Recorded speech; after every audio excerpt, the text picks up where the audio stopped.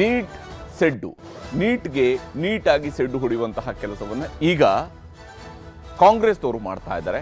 ವಿಶೇಷವಾಗಿ ದಕ್ಷಿಣದ ರಾಜ್ಯಗಳು ಇಂತಹದ್ದೊಂದು ಅಭಿಪ್ರಾಯವನ್ನು ವ್ಯಕ್ತಪಡಿಸ್ತಾ ಇದ್ದಾವೆ. ನಮ್ಮಲ್ಲಿದ್ದಂತಹ ಪಾರದರ್ಶಕ ವ್ಯವಸ್ಥೆ ಇರುವಾಗ, ನಮ್ಮಲ್ಲಿಯೇ ಪಾರದರ್ಶಕ ವ್ಯವಸ್ಥೆ ರೂಪುಗೊಂಡಿದ್ದಾಗ ಈಗ ನೀಟ್ ಹೆಸರಿನಲ್ಲಿ ವಿದ್ಯಾರ್ಥಿಗಳಿಗೆ ಮತ್ತೊಮ್ಮೆ ಪರೀಕ್ಷೆ ಬರೆಸುವಂತಹ ಶಿಕ್ಷೆಗಳನ್ನು ಕೊಡಿಸಲಾಗ್ತಾ ಇದೆ. ಈ ಕಾರಣಕ್ಕೆ ಅದು ಬೇಡ, ನೀಟ್ ಬದಲಿಗೆ CET ಮೂಲಕವಾಗಿಯೇ ಸೀಟ್ ಅಲಾಟ್ಮೆಂಟ್ಗಳನ್ನು ಕೂಡ ಮಾಡ್ಕೊಳ್ಳೋದಕ್ಕೆ ಸಾಧ್ಯ ಆಗ್ತದೆ, ನಾವು ನಮ್ಮದೇ ಪರೀಕ್ಷೆಯನ್ನು ಮಾಡಿಸೋದಕ್ಕೆ ಅವಕಾಶ ಕೊಡಿ ಎಂದು ಕೇಳ್ತಾ ಇದ್ದಾರೆ. ಹೀಗೆ ಸಂಬಂಧಪಟ್ಟಂತೆ ಇವತ್ತು ತೀವ್ರವಾದಂಥ ಹೋರಾಟವೂ ಕೂಡ ಕಾಂಗ್ರೆಸ್ ಕೈಗೆತ್ತಿಕೊಂಡಿತ್ತು. ಯಾವ ಸ್ವರೂಪದಲ್ಲಿ ಈ ಹೋರಾಟ ನಡೆದಿದೆ ಅನ್ನೋದನ್ನು ಈ ವರದಿ ಮೂಲಕ ತಿಳಿಸಿದೆ.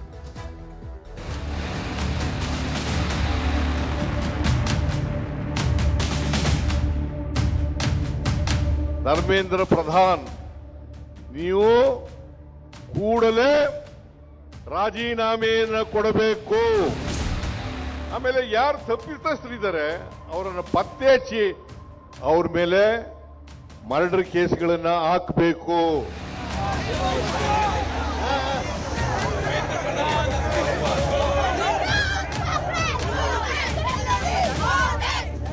Karnataka's previous BJP government has been famous for paper leak. ಈ ವರ್ಷ ನಾವು ತೀರ್ಮಾನ ಮಾಡಿದ್ದೇವೆ, ನಾವು ನೀಟ್ ಪರೀಕ್ಷೆಗೆ ನಾವು ಕಾಯುವಂತದ್ದಿಲ್ಲ. ಸೋಮಣ್ಣ ಸಾಹೇಬ್ರೆ, ನೀವು ಬರೀ ರೈಲು ಬಿಟ್ಕೊಂಡೇ ಇದ್ದೀರಾ, ರೈಲು. ಬೆಂಗಳೂರಿನ ಫ್ರೀಡಂ ಪಾರ್ಕ್ನಲ್ಲಿ ಇವತ್ತು ಕಾಂಗ್ರೆಸ್ ನಾಯಕರ ಬಾಯಿಂದ ಆಕ್ರೋಶದ ಮಾತುಗಳು ಬಾಣಗಳಂತೆ ಪ್ರಯೋಗವಾಗ್ತಿದ್ವು. ನೀಟ್ ಪ್ರಶ್ನೆ ಪತ್ರಿಕೆ ಸೋರಿಕೆಯ ವಿರುದ್ಧ ಕೈ ನಾಯಕರು ಬೀದಿಗಿಳಿದಿದ್ರು. ದೇಶದ ಎಲ್ಲ ರಾಜ್ಯಗಳಲ್ಲೂ ಹೋರಾಟ ಕೈಗೆತ್ತಿಕೊಂಡಿದ್ದ ಕಾಂಗ್ರೆಸ್ ಬೆಂಗಳೂರಿನಲ್ಲೂ ತೀವ್ರ ಸ್ವರೂಪದ ಹೋರಾಟ ರೂಪಿಸಿತ್ತು. ಸಿಎಂ ಸಿದ್ದರಾಮಯ್ಯನವರ ನೇತೃತ್ವದಲ್ಲಿ ನೀಟ್ ಪ್ರಶ್ನೆ ಪತ್ರಿಕೆ ಸೋರಿಕೆ ಸೇರಿದಂತೆ ಕೇಂದ್ರ ಸರ್ಕಾರದ ನೀತಿಗಳ ವಿರುದ್ಧ ಕೈ ನಾಯಕರು ಪ್ರತಿಭಟನೆ ನಡೆಸಿದ್ದಾರೆ. ನೀಟ್ ಪರೀಕ್ಷೆಯಲ್ಲಿನ ಮೋಸ, ಬೆಲೆ ಏರಿಕೆಯಿಂದ ಆಗುತ್ತಿರುವ ಸಮಸ್ಯೆ, ವಿದೇಶಾಂಗ ನೀತಿ ವೈಫಲ್ಯ ಹಾಗೂ ಅದರಿಂದ ಜನಸಾಮಾನ್ಯರ ಮೇಲೆ ಆಗುತ್ತಿರುವ ಪರಿಣಾಮಗಳ ಬಗ್ಗೆ ಜನಜಾಗೃತಿ ಮೂಡಿಸುವ ಪ್ರಯತ್ನವನ್ನು ಕಾಂಗ್ರೆಸ್ ಮಾಡಿದೆ.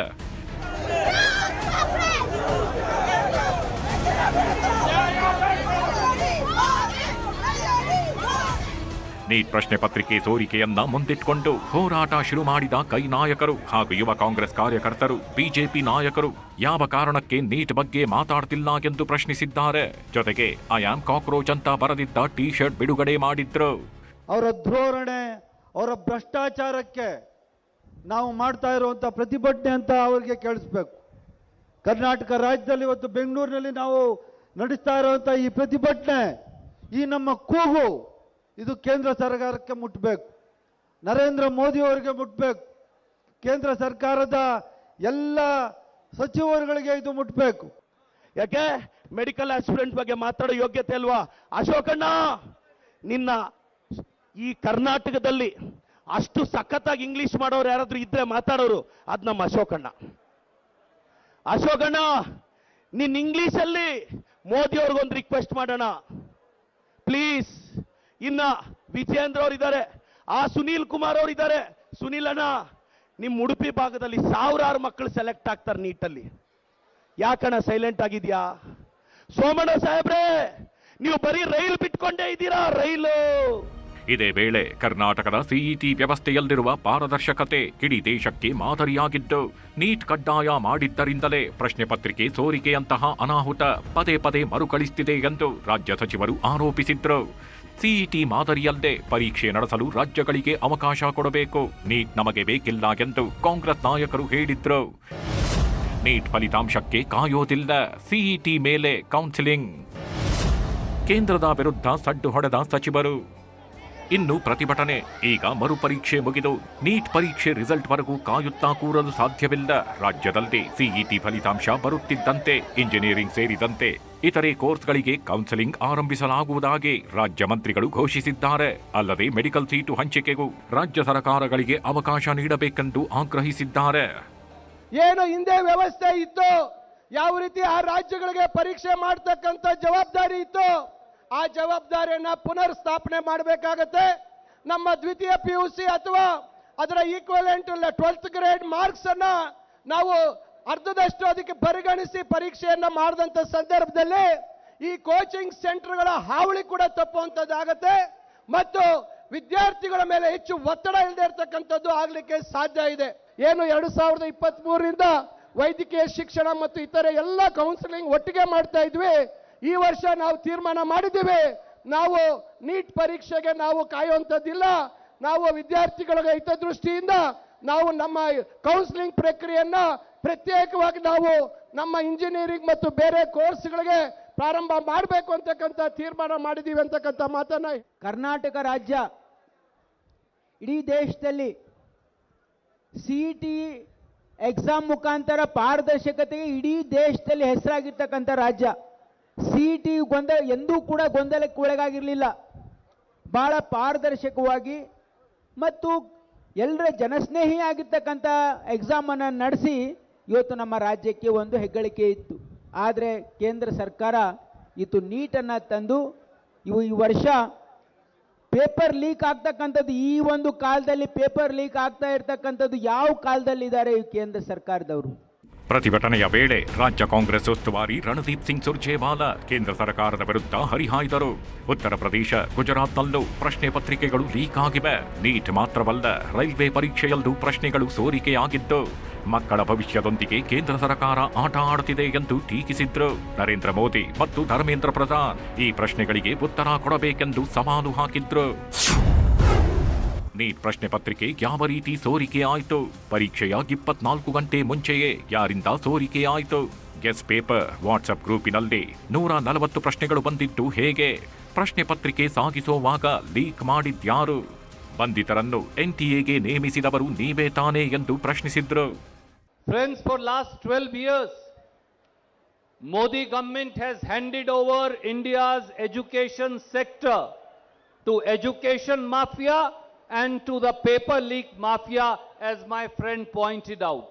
Karnataka's previous BJP government has been famous for paper leaks. If you look at the spectrum of the entire country, hundreds and hundreds of paper have leaked right under the nose of state BJP governments, as also under the nose of central BJP government, and with their active complicity. I think we today, from Freedom Park, urge Prime Minister of India to not do Pariksha pe charcha, but paper leak pe charcha. CM Siddaramaiah ಕೂಡ ಕೇಂದ್ರ ಸರ್ಕಾರ ಹಾಗೂ ಪ್ರಧಾನಿ ಮೋದಿ ಅವರನ್ನು ನೇರವಾಗಿ ತರಾಟೆಗೆ ತೆಗೆದುಕೊಂಡರು. Neat ಅಕ್ರಮದ ಹೊಣೆಯನ್ನು ಪ್ರಧಾನಿ ಮೋದಿ ಹಾಗೂ ಕೇಂದ್ರ ಶಿಕ್ಷಣ ಸಚಿವ ಧರ್ಮೇಂದ್ರ ಪ್ರಧಾನ್ ಹೊರುತ್ತಿಲ್ಲ. ಕರ್ನಾಟಕದ CET ಪಾರದರ್ಶಕವಾಗಿ ನಡೆಯುತ್ತಿತ್ತು, ಅದನ್ನು ಕೇಂದ್ರ ಸರ್ಕಾರದವರು ಬದಲಾಯಿಸಿದ್ರು. ನೀಟ್ ಬಂದು ಕೇವಲ 10 ವರ್ಷ ಆಗಿದ್ದು, ಇದರಲ್ಲಿ 5 ಬಾರಿ ಪ್ರಶ್ನೆ ಪತ್ರಿಕೆ ಸೋರಿಕೆಯಾಗಿದೆ. CET ವ್ಯವಸ್ಥೆಯನ್ನ ಮರುಜಾರಿಗೊಳಿಸಲು ಕೇಂದ್ರ ಸರ್ಕಾರ ಅವಕಾಶ ಕೊಡಬೇಕು. ಬಸವರಾಜ ಬೊಮ್ಮಾಯಿ, ಯಡಿಯೂರಪ್ಪ ಕಾಲದಲ್ಲೂ ಸಬ್ ಇನ್ಸ್ಪೆಕ್ಟರ್ ಪರೀಕ್ಷೆಯ ಪ್ರಶ್ನೆಗಳು ಸೋರಿಕೆಯಾಗಿವೆ. ಮೋದಿ ವರ್ಷಕ್ಕೆ 2 ಕೋಟಿ ಉದ್ಯೋಗ ಕೊಡ್ತೇವೆ ಎಂದಿದ್ರು, ಕೊಟ್ರಾ ಎಂದು ಪ್ರಶ್ನಿಸಿದ್ರು. ನೀಟ್ ಪರೀಕ್ಷೆ ರದ್ದಾದ ಕಾರಣಕ್ಕೆ ಯುವಕರು ಆತ್ಮಹತ್ಯೆ ಮಾಡಿಕೊಂಡಿದ್ದಾರೆ. ಹೀಗಾಗಿ ತಪ್ಪಿತಸ್ಥರ ವಿರುದ್ಧ ಮರ್ಡರ್ ಕೇಸ್ ಹಾಕಬೇಕೆಂದು ಸಿದ್ದರಾಮಯ್ಯ ಆಗ್ರಹಿಸಿದ್ರು. ನೀಟ್ ಪರೀಕ್ಷೆ ಯಾಕೆ ಮಾಡಿದ್ರು? ಸಿಇಟಿನಲ್ಲಿ ಏನಾದ್ರು ದೋಷ ಇತ್ತ? ಸಿಇಟಿನಲ್ಲಿ ಏನಾದ್ರು ದೋಷ ಇತ್ತ? ದೋಷ ಇರಲಿಲ್ಲ, ಪಾರದರ್ಶಕವಾಗಿ ನಡೀತಾ ಇತ್ತು. ಧರ್ಮೇಂದ್ರ ಪ್ರಧಾನ್ ಶಿಕ್ಷಣ ಸಚಿವ, ಬರೀ ಪರೀಕ್ಷೆ ಮುಂದೂಡಿದ್ರೆ ಸಾಲಲ್ಲ, ಅದಕ್ಕೆ ಇನ್ನೊಂದು ದಿನ ಮಾಡ್ತೀವಿ ಪರೀಕ್ಷೆ ಅಂದ್ರೆ ಸಾಲಲ್ಲ. ನೀವು ಕೂಡಲೇ ರಾಜೀನಾಮೆಯನ್ನು ಕೊಡಬೇಕು. ಅದಕ್ಕೆ ನಾನು ಒತ್ತಾಯ ಮಾಡ್ತೇನೆ, ಕೂಡಲೇ ಅವರು ಬಂದು ಈ ದೇಶದ ಯುವಕರ ಪರೀಕ್ಷೆ ಬರೆದಿರ್ತಕ್ಕಂಥ ನೀಟ್ ಪರೀಕ್ಷೆ ಬರೆದಿರ್ತಕ್ಕಂಥ ವಿದ್ಯಾರ್ಥಿಗಳಿಗೆ ಕ್ಷಮೆ ಕೇಳಬೇಕು ಅಂತಕ್ಕಂಥ ಒತ್ತಾಯವನ್ನು ಕೂಡ ನಾನು ಈ ಸಂದರ್ಭದಲ್ಲಿ ಮಾಡಲಿಕ್ಕೆ ಬಯಸ್ತಾ ಇದ್ದೇನೆ. ಆಮೇಲೆ ಯಾರು ತಪ್ಪಿತಸ್ಥರಿದ್ದಾರೆ ಅವರನ್ನು ಪತ್ತೆ ಹಚ್ಚಿ ಅವ್ರ ಮೇಲೆ ಮರ್ಡರ್ ಕೇಸ್ಗಳನ್ನು ಹಾಕಬೇಕು. Because they are responsible for the death of the people committed suicide. ಹೀಗೆ ನಾಯಕರ ಭಾಷಣಗಳೆಲ್ಲವೂ ಮುಗಿದ ಮೇಲೆ ಲೋಕಭವನಕ್ಕೆ ಮುತ್ತಿಗೆ ಹಾಕಲು ಪ್ರತಿಭಟನಾಕಾರರು ಹೊರಟರು. ಆಗ ಫ್ರೀಡಂ ಪಾರ್ಕ್ ಮುಂಭಾಗದ ರಸ್ತೆ ಬಂದ್ ಮಾಡಿದ ಪೊಲೀಸರು ಯುವ ಕಾಂಗ್ರೆಸ್ ಕಾರ್ಯಕರ್ತರನ್ನ ಕೆಳದೊಯ್ದರು. ಆಗ ಕೇಂದ್ರ ಸರ್ಕಾರದ ವಿರುದ್ಧ ಬ್ಯಾರಿಕೇಡ್ ಹತ್ತಿ ಘೋಷಣೆ ಕೂಗಲಾಯಿತು.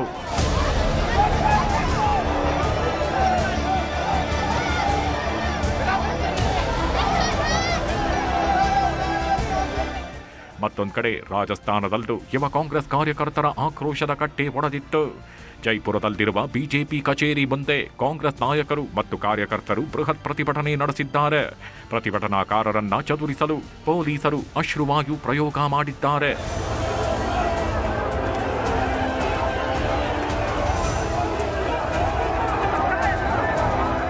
ಈ ಎಲ್ಲ ಬೆಳವಣಿಗೆಗಳ ಮಧ್ಯೆಯೇ ಎನ್ಟಿಎ ನಿರ್ದೇಶಕ ಅಭಿಷೇಕ್ ಸಿಂಗ್ ಸಂಸದೀಯ ಸ್ಥಾಯಿ ಸಮಿತಿಯ ಮುಂದೆ ಹಾಜರಾಗಿದ್ದಾರೆ. ನೀಟ್ ಪೇಪರ್ ಲೀಕ್ನ ತನಿಖೆ, ಮರುಪರೀಕ್ಷೆಯ ಸಿದ್ಧತೆಗಳ ಬಗ್ಗೆ ಮಾಹಿತಿ ನೀಡಿದ್ದಾರೆ. ಮತ್ತೊಂದು ಕಡೆ ಪುಣೆಯಲ್ಲಿ ಕೆಲ ವಿದ್ಯಾರ್ಥಿಗಳು ಹಾಗೂ ಪೋಷಕರನ್ನು ಸಿಬಿಐ ತನಿಖೆಗೆ ಒಳಪಡಿಸಲಾಗಿದೆ.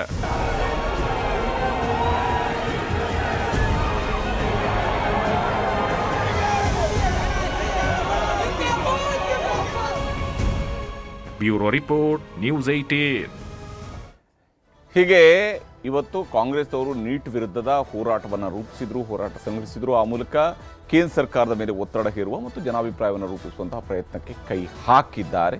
ಸಿಇಟಿ ಮೂಲಕವಾಗಿಯೇ ವೈದ್ಯಕೀಯ ಸೀಟ್ಗಳನ್ನು ಹಂಚಿಕೆ ಮಾಡ್ತೀವಿ ಅನ್ನೋದರ ಬಗ್ಗೆಯೂ ಕೂಡ ಹೇಳ್ತಾ ಇದ್ದಾರೆ. ಆದರೆ ಅದಕ್ಕೆಲ್ಲವೂ ಕೂಡ ಅವಕಾಶಗಳಿರೋದಿಲ್ಲ. ಈಗೇನು ನೀಟ್ ವ್ಯವಸ್ಥೆ ಇದೆ ಅದರ ಅಡಿಯಲ್ಲಿನೇ ಸದ್ಯದ ಮಟ್ಟಿಗಂತೂ ವೈದ್ಯಕೀಯ ಶಿಕ್ಷಣ ಅಥವಾ ವೈದ್ಯಕೀಯ ಸೀಟ್ಗಳ ಹಂಚಿಕೆ ನಡೀತಾ ಹೋಗುತ್ತೆ.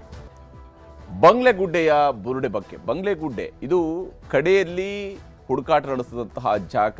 ಧರ್ಮಸ್ಥಳದ ಪರಿಸರದಲ್ಲಿ ಅಸಹಜವಾಗಿ ಸಾವುಗಳು ನಡೆದು ಸತ್ತಂತಹ ಮೃತದೇಹಗಳನ್ನು ಅಕ್ರಮವಾಗಿ ಹೂಳಲಾಗಿದೆ, ಯಾವುದೇ ರೀತಿಯಾದಂತಹ ಸರಿಯಾದಂತಹ ಕ್ರಮಗಳಿಲ್ಲದೆ ಹೂಳಲಾಗಿದೆ ಅಂತ ಹೇಳಿ ಅವತ್ತು ಮಾಸ್ಕ್ ಹಾಕೊಂಡು ಬಂದು ನಂತರ ಕಳಚಿ ಬಿದ್ದಂತಹ ಚಿನ್ನಯ್ಯ ಹೇಳಿಕೊಂಡು ದೂರನ್ನು ಕೊಟ್ಟಿದ್ದ. ಒಂದು ಬುರುಡೆಯನ್ನು ಕೂಡ ಹಿಡ್ಕೊಂಡು ಬಂದಿದ್ದ ಜುಲೈ 2025ರಲ್ಲಿ.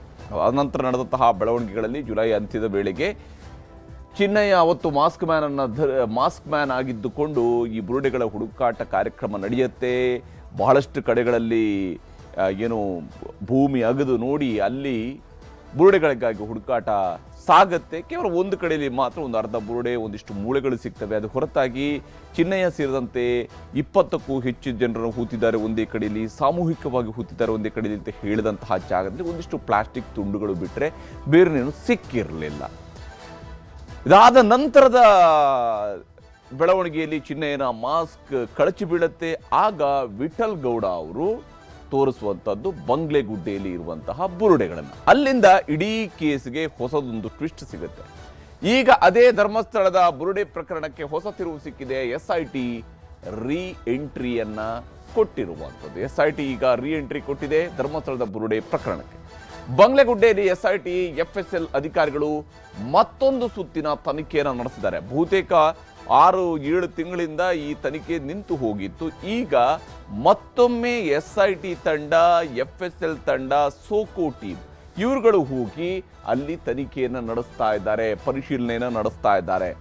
ಯಾವ ಜಾಗದಲ್ಲಿ ಮೊದಲ ತಲೆಬುರುಡೆಯನ್ನ ಅಂದ್ರೆ ಚಿನ್ನಯ್ಯನ ಕೈಗೆ ಬಂದಿದ್ದಂತಹ ತಲೆಬುರುಡೆಯನ್ನ ವಿಠಲ್ ಗೌಡ ಮತ್ತು ತಂಡದವರು ಸೇರಿಕೊಂಡು ತೆಗೆದಿದ್ರು, ಅದನ್ನ ವಿಡಿಯೋ ಶೂಟ್ ಮಾಡಿದ್ರು, ಆ ಜಾಗದಲ್ಲಿ ಬೆಂಗಳೂರಿನ SIT, FSL ಹಾಗೂ ಸೋಕೋ ಟೀಮ್ ಇವತ್ತು ಪರಿಶೀಲನೆಯನ್ನ ನಡೆಸಿದೆ. ಅಲ್ಲಿ ಹುಡುಕಾಟವನ್ನ ನಡೆಸಿದ್ದಾರೆ.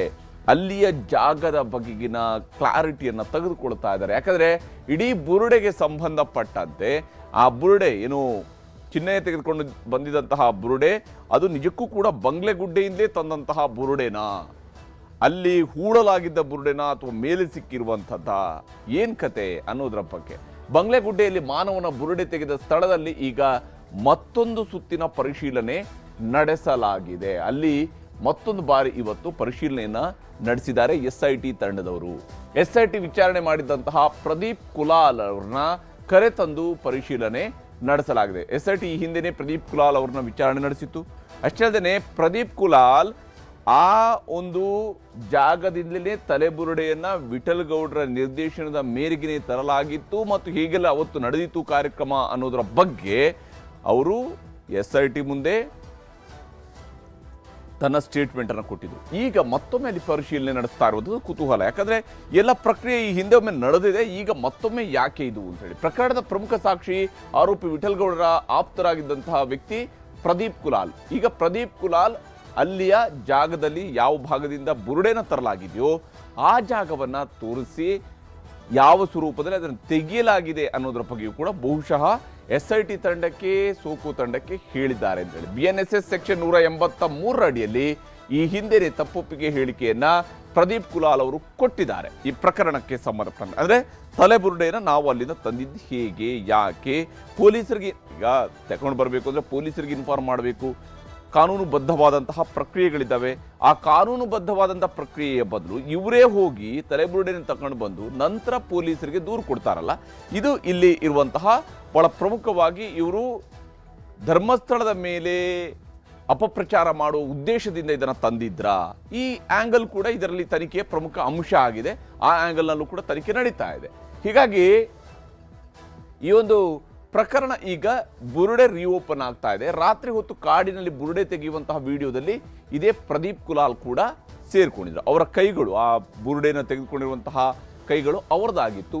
ಹಾಗಾಗಿ ವಿಡಿಯೋದಲ್ಲಿದ್ದಂತಹ ವ್ಯಕ್ತಿ ಇದೇ ಪ್ರದೀಪ್ ಕುಲಾಲ್ ಅನ್ನೋದು ಕೂಡ ಸಾಬೀತಾಗಿತ್ತು. ಈಗ ಮತ್ತೊಮ್ಮೆ ಪ್ರದೀಪ್ ಕುಲಾಲ್ ಹೇಳಿಕೆಯ ಮೇಲೆ ಕಾಡಿನೊಳಗೆ ಮಹಜರು ಕಾರ್ಯಾಚರಣೆಯನ್ನು ನಡೆಸಲಾಗ್ತಾ ಇದೆ. ಮಹಜರು ಕಾರ್ಯ ನಡೆದಿದೆ ಅಂದ್ರೆ ಈ ಜಾಗದಿಂದ ನಾವು ಈ ಬುರುಡೆನ ತಂದಿದ್ದು ಅನ್ನೋದ್ರ ಬಗ್ಗೆ. ಮೊದಲು ಬುರುಡೆ ಎತ್ತಿದ ಜಾಗದಲ್ಲಿ ಮಹಜರು ಕಾರ್ಯ ಪೂರ್ಣಗೊಳಿಸಲಾಗಿದೆ. ಅಲ್ಲಿ ಈ ಒಂದು ಕಾರ್ಯವನ್ನು ನಡೆಸಲಾಗಿದೆ. ಕಳೆದ 2 ದಿವಸಗಳಿಂದ ಇದಕ್ಕೆ ಸಂಬಂಧಪಟ್ಟಂತಹ ಮಾಹಿತಿಗಳನ್ನ ಸೋಕೋ ಟೀಮ್ ಹಾಗೇನೆ FSL ತಂಡ ಮತ್ತು SIT ತಂಡದವರು ಮಾಹಿತಿಯನ್ನು ಕಲೆ ಹಾಕ್ತಾ ಇದ್ದಾರೆ. ಅಂದಿನ ಸನ್ನಿವೇಶದ ಬಗ್ಗೆ ಮಾಹಿತಿಯನ್ನು ಪಡ್ಕೊಂಡಿದ್ದಾರೆ ಅಧಿಕಾರಿಗಳು. ಅಂದ್ರೆ ಅವತ್ತು ಯಾರ್ಯಾರು ಇದ್ರು, ಈ ಒಂದು ಬುರುಡೆನ ತೆಗೆಯುವ ಸಂದರ್ಭದಲ್ಲಿ ಯಾರ್ಯಾರು ಇದ್ರು, ಎಲ್ಲೆಲ್ಲಿ ನಿಂತಿದ್ರು, ಏನೇನ್ ಕತೆ, ಯಾರು ವಿಡಿಯೋ ಮಾಡಿದ್ರು, ಯಾರು ಇದನ್ನ ತೆಗೆದ್ರು, ಯಾವ ಕಾರಣಕ್ಕಾಗಿ ತೆಗೆದ್ರು, ಆವಾಗ ಅವ್ರಿಗೇನು ಮಾಹಿತಿ ಇತ್ತು, ಈ ಎಲ್ಲ ವಿಚಾರಗಳ ಬಗ್ಗೆ ಕೂಡ ಬಹುತೇಕ ಅಧಿಕಾರಿಗಳು ಮಾಹಿತಿಯನ್ನ ಪಡ್ಕೊಂಡಿದ್ದಾರೆ. ಆದರೆ ಈ ವಿಚಾರದಲ್ಲಿ ಇನ್ನೊಂದು ಅಂಶವನ್ನ ಗಮನಿಸಬೇಕು. ಇವತ್ತು ಬುರುಡೆನ ತೆಗೆದುಕೊಂಡು ಬಂದಿರುವಂತಹ ಆ ಬುರುಡೆಯ ತೆಗೆದಿರುವ ದಿವಸದ ಅಂದ್ರೆ 2025ರಲ್ಲಿ ಆ ಬುರುಡೆನ ಇವರು ತೆಗಿತಾರಲ್ಲ, ಆ ಸಂದರ್ಭದ ಚಿನ್ನಯ್ಯ ಬುರುಡೆ ತಂದಿದ್ದರ ಬಗ್ಗೆ ಸಾಕ್ಷಿ ಸಮ್ಮುಖದಲ್ಲಿ ರೀಕ್ರಿಯೇಷನ್ ಅನ್ನ ಮಾಡಲಾಗಿದೆ. ಸಾಕ್ಷಿಗಳನ್ನ ಕರೆಸಿ, ಮಹಜರು ಪಂಚರನ್ನ ಕರೆಸಿ ಅವರ ಸಮ್ಮುಖದಲ್ಲಿ ಈಗ ರೀಕ್ರಿಯೇಷನ್ ಮಾಡಲಾಗಿದೆ. ಬುರುಡೆಯ ಮರು ಸೃಷ್ಟಿಯಾಗಿದೆ. ಧರ್ಮಸ್ಥಳದ ಕಾಡಿನಲ್ಲಿ ಅಧಿಕಾರಿಗಳ ಮುಂದೆಯೇ ಮರುಚಿತ್ರಣ ಮಾಡಲಾಗಿದೆ. ಕಾಡಿನಲ್ಲಿ ಅಧಿಕಾರಿಗಳ ಮುಂದೆ ಇದರ ಮರುಚಿತ್ರಣವನ್ನು ಮಾಡಲಾಗಿದೆ. ಮತ್ತು ಈ ಪ್ರಕ್ರಿಯೆ ಶುರುವಾದಾಗ ಗಿರೀಶ್ ಮಟ್ಟಣ್ಣವರು ಒಂದು ಪೋಸ್ಟ್ ಅನ್ನು ಮಾಡಿದ್ದಾರೆ. ಗುಡ್ಡೆಯಲ್ಲಿರುವಂತಹ ನೀರು ಹರಿದೇ ಹರಿಯುತ್ತೆ, ಅಂದ್ರೆ ಬೆಟ್ಟದಲ್ಲಿರುವಂತಹ ನೀರು ಹರಿದೇ ಹರಿಯುತ್ತೆ. ಅಂದ್ರೆ ಅವ್ರಿಗೆ ಇನ್ನೂ ಕೂಡ ಇದರಲ್ಲಿ ಬೇರೆನೇನೋ ಸತ್ಯ ಇದೆ, ಅದು ಹೊರ ಬರುತ್ತೆ ಅನ್ನುವಂತಹ ರೀತಿಯಲ್ಲಿ ಈಗಾಗಲೇ ತಮ್ಮ ಸೋಷಿಯಲ್ ಮೀಡಿಯಾ ಪೋಸ್ಟ್ನಲ್ಲಿ ಅವರು ಬರ್ಕೊಂಡಿದ್ದಾರೆ. SIT ತನಿಖೆಗೆ ನೀಡಿದಂತಹ ತಡೆಯಾಜ್ಞೆಯನ್ನು ಹೈಕೋರ್ಟ್ ತೆರವುಗೊಳಿಸಿದ ಬೆನ್ನಲ್ಲೇ ಈಗ ತನಿಖೆಯೂ ಕೂಡ ನಡೀತಾ ಇರುವಂಥದ್ದು. ಧರ್ಮಸ್ಥಳ ಪೊಲೀಸ್ ಠಾಣೆಯ FIR 39/2025 ತನಿಖೆಗೆ ಹೈಕೋರ್ಟ್ ಕೂಡ ಸಮ್ಮತಿಯನ್ನ ಕೊಟ್ಟಿತ್ತು. ಈ ಕಾರಣಕ್ಕಾಗಿ ಹೈಕೋರ್ಟ್ ವಿಚಾರಣೆ ಹೊತ್ತಿಗೆ ತನಿಖಾ ವರದಿಯನ್ನು ಸಿದ್ಧಪಡಿಸೋದಕ್ಕೆ ಈ ರೀಕ್ರಿಯೇಷನ್ ಅನ್ನ ಮಾಡಿಸಲಾಗ್ತಾ ಇದೆ ಅಂತ ಹೇಳಿ. ಅಂದ್ರೆ ಇದು ಹೊಸ ತನಿಖೆಯಿಂದಾಗಿ ಬುರುಡೆ ತಂದವರಿಗೆ ಸಂಕಷ್ಟ ಎದುರಾಗತ್ತಾ? ಈಗ ಮತ್ತೆ ಇವರು ರೀಕ್ರಿಯೇಟ್ ಮಾಡ್ತಾ ಇರುವಂಥದ್ದು ಬುರುಡೆ ಅವತ್ತು ಮೊದಲ ಬಾರಿಗೆ ತಗೊಂಡು ಬಂದಿದ್ದಾರಲ್ಲ, ಈ ಆರೋಪವನ್ನು ಹೊರಿಸೋದಕ್ಕಾಗಿ ಸಾಮೂಹಿಕವಾಗಿ ಹೂತು ಹಾಕಲಾಗಿದೆ, ಸಾಮೂಹಿಕವಾಗಿ ಶವಗಳ ವಿಲೇವಾರಿ ಮಾಡಲಾಗಿದೆ. ಈ ಆರೋಪಗಳನ್ನು ಮಾಡದಂಥವ್ರಿಗೆ ಸಂಕಷ್ಟವನ್ನು ತಂದಿಡುತ್ತಾ, ಅಥವಾ ಮರುಸೃಷ್ಟಿಯಿಂದ ಬುರುಡೆಯ ಮೂಲ ಹುಡುಕುವಂತಹ ತನಿಖೆ ಚುರುಕಾಗತ್ತಾ? ಯಾವ ಕಾರಣಕ್ಕಾಗಿ ಆ ಬುರುಡೆ ಅಲ್ಲಿ ಬಂತು? ಈಗ ಯಾರೋ ಹೋಗಿ ಆ ಕಾಡಿನಲ್ಲಿನೇ ಸಾಯ್ಬೇಕು ಅಂತ ಹೇಳಿದ್ರೆ ಏನ್ ಕಾರಣ? ಯಾವ ಕಾರಣಕ್ಕಾಗಿ ಅಲ್ಲಿ ಹೋಗಿ ಸತ್ತಿದ್ದಾರೆ? ಆ ಸಾವಿನ ಹಿನ್ನೆಲೆಯಲ್ಲಿ ಬೇರೆನೇನಾದ್ರೂ ಆಗಿದ್ಯಾ? ಅದು ಅಸಹಜ ಸಾವು ಹೇಗೆ ಅನ್ನೋದರ ಬಗ್ಗೆ, ಸಾವುಗಳ ನಿಖರ ಕಾರಣ ಪತ್ತೆಯ ಕಡೆಗೂ ಕೂಡ SIT ಮುಂದಾಗತ್ತಾ ಅನ್ನುವ ಅನುಮಾನ ಮತ್ತು ಕುತೂಹಲಗಳು ಇದ್ದೇ ಇರುವಂಥದ್ದು. ಬಂಗ್ಲೆಗುಡ್ಡೆಯ ಬುರುಡೆ ಪ್ರಕರಣದ ಬಗ್ಗೆ ಮತ್ತೆ ಕುತೂಹಲ ಈ ಕಾರಣಕ್ಕಾಗಿ ಜಾಸ್ತಿ ಆಗಿದೆ. ಯಾಕಂದ್ರೆ SIT ಇಷ್ಟು ದಿವಸಗಳ ಕಾಲ, ಇಷ್ಟು ತಿಂಗಳುಗಳ ಕಾಲ ಬಿಡುವು ಕೊಟ್ಟು ಈಗ ಮತ್ತೆ ಬಂಗ್ಲೆಗುಡ್ಡೆಯ ಕಾಡೊಳಗಡೆ ಹೋಗಿದೆ ಅಂತ ಹೇಳಿದ್ರೆ ಆ ಕಾಡಿನೊಳಗಿನ ರಹಸ್ಯಗಳು ಹೊರಗಡೆ ಬರ್ತಾವ. ಯಾರು, ಯಾವ ಕಾರಣಕ್ಕಾಗಿ ಬಂಗ್ಲೆಗುಡ್ಡೆಯಲ್ಲಿ ಈ ಬುರುಡೆಗಳು ಸಿಕ್ಕಿದ್ವು, ಮತ್ತು ಈ ತಂಡವೂ ಕೂಡ ವಿಠಲ್ಗೌಡ, ಗಿರೀಶ್ ಮಟ್ಟಣ್ಣವರ್ ಅಥವಾ ಉಳಿದವರೆಲ್ಲ ಸೇರ್ಕೊಂಡು ಯಾಕೆ ಆ ಬುರುಡೆಯನ್ನು ಚಿನ್ನಯ್ಯನ ಕೈಗೆ ಕೊಟ್ಟು ದೂರು ಕೊಡಿಸಿ ಈ SIT ರಚನೆ ಆಗೋಂಗೆ ನೋಡಿಕೊಂಡು ಮುಂದೆಲ್ಲವೂ ಕೂಡ ನಡೆಯುತ್ತಲ್ಲ, ಇದಕ್ಕೆಲ್ಲ ಕಾರಣಗಳು ಏನು? ಇವೆಲ್ಲವೂ ಕೂಡ ಬಯಲಾಗಬೇಕಾಗಿರುವಂತಹ